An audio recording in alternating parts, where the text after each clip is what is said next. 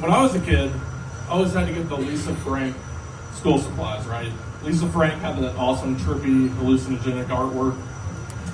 I just thought it was a beautiful way to remember, her late sister Anne Frank.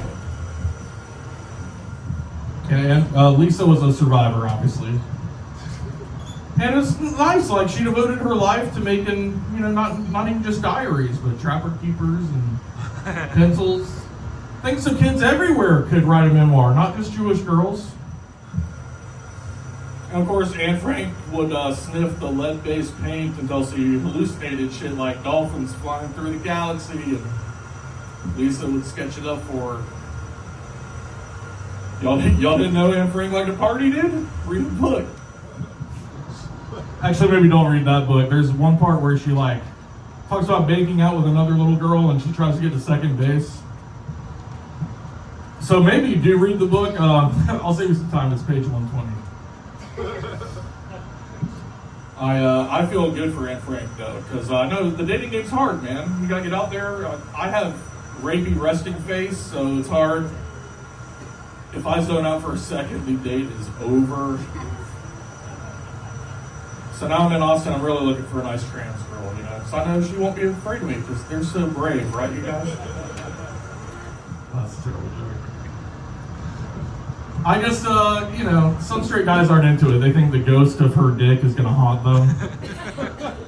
I don't believe in ghosts. Well, I do believe in this modern medical science, and I think it can build a better pussy than God can. And I really want to be in on the customization design phase, I got some requests. I'd like the lips folded up just the way I like them. And can I get the inside rib for my pleasure? So is that new pussy smell? At that point, I really don't need the woman at all. Just draft that thing on a lab rat and leave the room. Go collect that Nobel Prize, gentlemen. I'll take it from here. I got stuck in an elevator. That's not a fat joke. This was a mechanical issue. And I was probably in there half an hour, but I don't know for sure because it took me a long time to realize the elevator had stopped. Sure, was I high? Yes, obviously, but I do enough drugs. That's not an excuse. But it was weird. No one tells you what to do when you're stuck in an elevator. And I was in there by myself. I didn't have anyone to ask. First thing I did was pick a corner and I peed in it. And I didn't have to pee that bad. I probably could have held it. But I figured nobody could really be mad at me. I could fake. They can't prove legally that I could have held it, right? And now I know where the bathroom is. Second thing I did was fire up a cigarette. Weirdly, they weren't mad about that either. They assumed I was in there claustrophobic, freaking out so bad I almost peed myself and had to smoke a cigarette to calm down. But I was eerily calm.